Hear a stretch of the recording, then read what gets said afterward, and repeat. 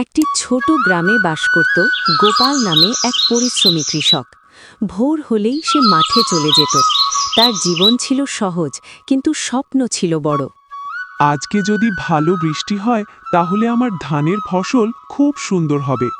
শুনছো, খালি পেটে মাঠে যেও না, আগেই গরম রুটি খেয়ে যাও।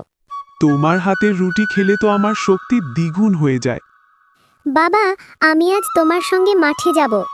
অবশ্যই যাবে, কিন্তু পড়াশোনা শেষ করে। আমি কি যাব না?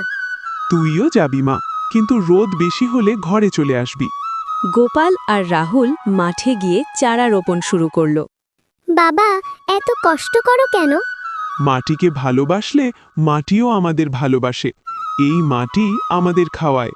এই গোপাল, শুনেছিস তো এবছর বৃষ্টি কম হবে? তাই নাকি? তাহলে তো ফসলের ক্ষতি হবে। হা হা হা, আমি না চাইলে বৃষ্টি হবে না। বাবা, মেঘ কথা বলছে। হা হা হা, কার্টুনের জগতে সবই সম্ভব রে। দিন কেটে গেল, কিন্তু বৃষ্টি এলো না। জমি শুকিয়ে গেল। এভাবে চললে তো আমাদের সংসার চলবে না। আমি হাল ছাড়ব না, কিছু না কিছু পথ বেরোবেই। গোপাল, টাকা দরকার, সুদে টাকা দিতে পারি। না লালচাঁদ, বেশি সুদের টাকা নিলে তো সর্বনাশ হয়ে যাবে। বাবা, আমরা কি শহরে চলে যাব? না রে, আমাদের আশা এখনো বেঁচে আছে। গোপাল গ্রামের প্রধানের কাছে গেল। প্রধানজি, যদি আমরা একটা সেচের ব্যবস্থা করি? ভালো কথা বলেছ, সবাই মিলে কাজ করলে পুকুর খনন করা যায়। আমি আছি তোমার সঙ্গে। আমরাও সাহায্য করব। আমিও পানি আনব।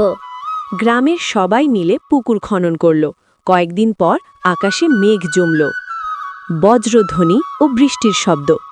বাবা, বৃষ্টি বৃষ্টি! দেখেছ, পরিশ্রম কখনো বিফলে যায় না। এবার আমাদের ফসল ভালো হবে। কয়েক মাস পর মাঠ ভরে উঠল সোনালি ধানে। গোপাল, তোর বুদ্ধি না থাকলে আমরা বাঁচতাম না।